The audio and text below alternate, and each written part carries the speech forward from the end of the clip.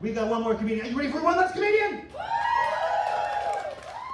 A new face in the scene. Woo! Give it up for the very funny, the very fantastic, the very funny. Have a good time. Have a very good time with Emo Phillips.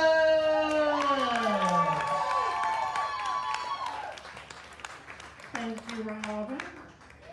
Oh, it is so great to be here indoors.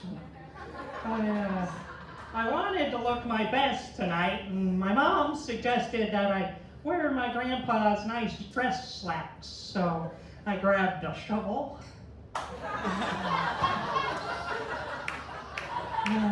So Halloween is coming, and I always loved Halloween, you know, all the pranks and the night of mischief, you know. I would like to soak the windows and throw toilet paper up in the trees and smash the pumpkins, and then the cops would grab me, and I'd be like, what are you gonna do about it? You know, it's my house.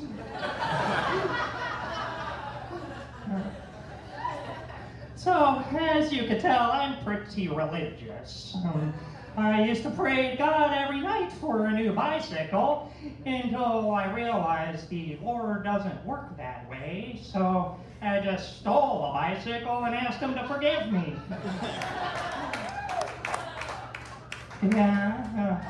People often come to me on the street concerned that I'll reproduce.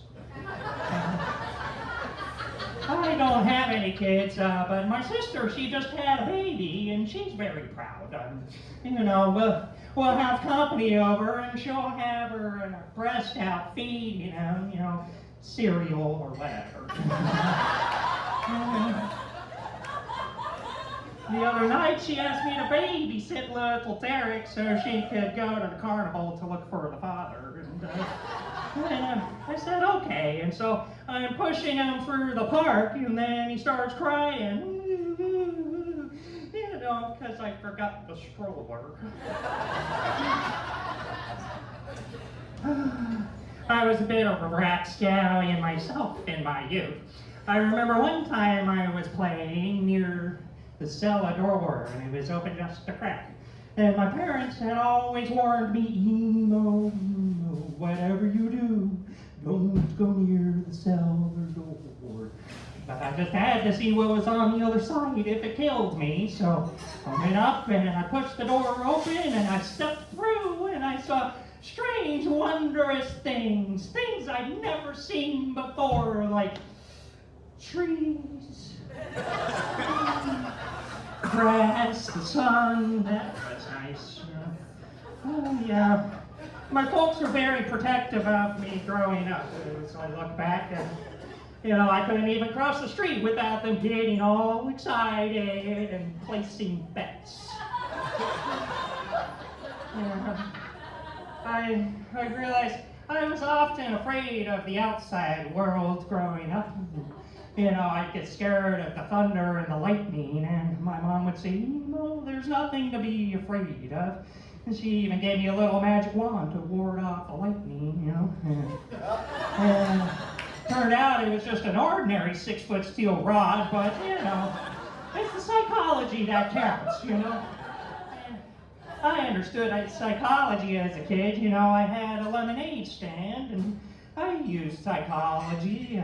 I'd give away the first class for free, and then I'd charge $5 for the second class, because, you know, it had the antidote.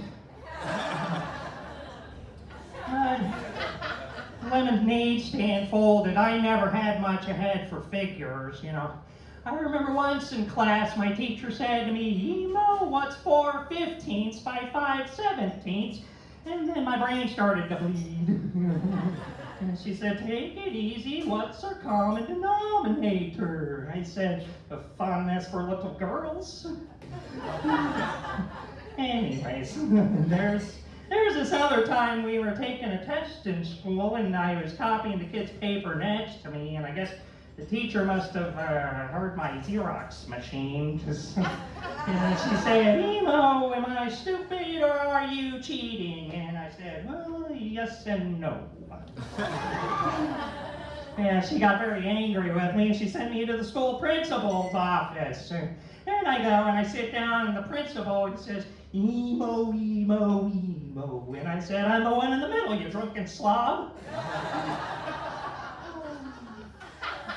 He said, "How would you like to repeat the 5th grade?" I said, "Well, I don't know if I could do it exactly, but, I'll try." And he said, "I could expel you." And I said, "You'd have to catch and eat me first, you weirdo." And then he tells me, "Emo, you've got to go to the school psychologist." And I'm like, why do I have to go to the school psychologist? And so he shows me the petition. And I go to the school psychologist, and he asks me, "Emo, what does this ink blot look like to you?" And I said, "Well, it's a little embarrassing." And he said, That's okay. Everybody sees something silly. What's it look like to you?" Well, if I'm honest, it looks a lot like standard pattern number 3 of the Rorschach series to test for obsessive compulsiveness, but, that's just me. and he gets all depressed, so I'm like, "Ooh, it's a butterfly." And he cheers up.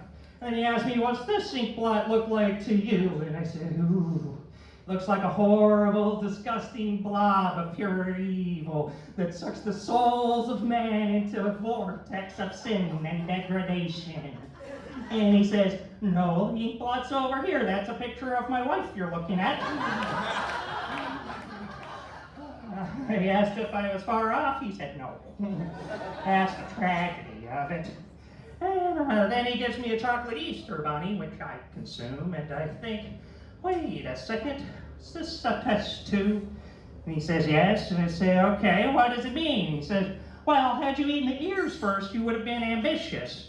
Had you eaten the feet first, you would have had an inferiority complex. Had you eaten the tail first, you would have latent homosexual tendencies. And had you eaten the breast first, you would have had a latent Oedipal complex." And I said, "Well, go on. What does it mean when you bite out the eyes and scream, 'Stop staring at me'?" He said, "It shows you have a tendency towards self-destruction." And I said, "Well, what do you recommend?" He said, "Go for it."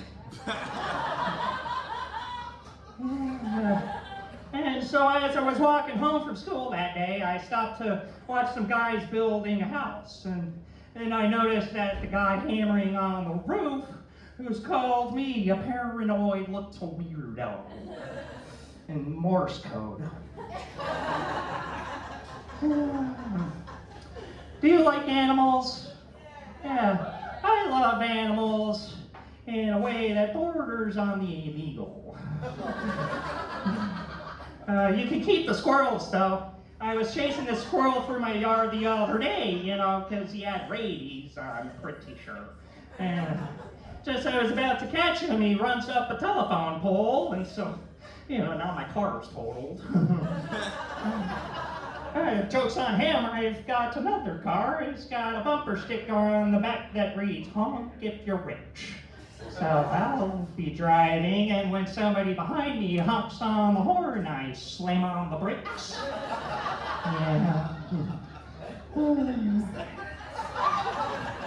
I like driving. One time I was riding down the freeway, and I'm swerving all over because I'm trying to change the radio.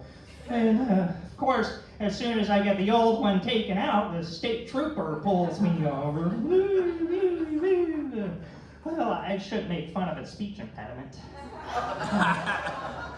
And he tells me to get out and walk a straight line, which I do. And then he says, "You call that a straight line?" And, how you can never think of something clever to say until the other guy is gone, And I wish I would have said,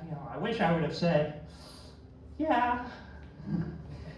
When I was nervous, all I could think to say was, "Well, I don't know, Officer Pythagoras. The closest you could ever get to a straight line would be to replicate an electroencephalogram of your own brain waves." You didn't like that. Took my car away. Now I'm kind of depressed. I need some cheering up. There's a lot of hot mamas out tonight. with the ladies.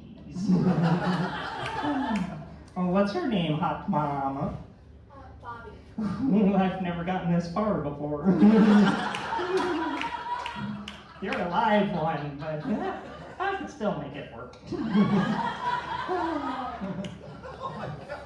know, one thing I've understood about women is that women appreciate courtesy. Isn't that right, ladies? Ooh, I got into so much trouble on a date the other night because I didn't open up her car door for her. You know, I just swam up towards the surface. Yeah. Yeah.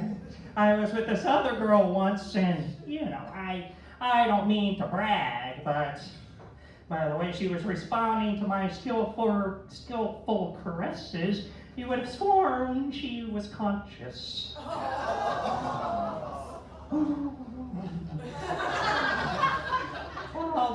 From the tip of her head down to the tag on her toe.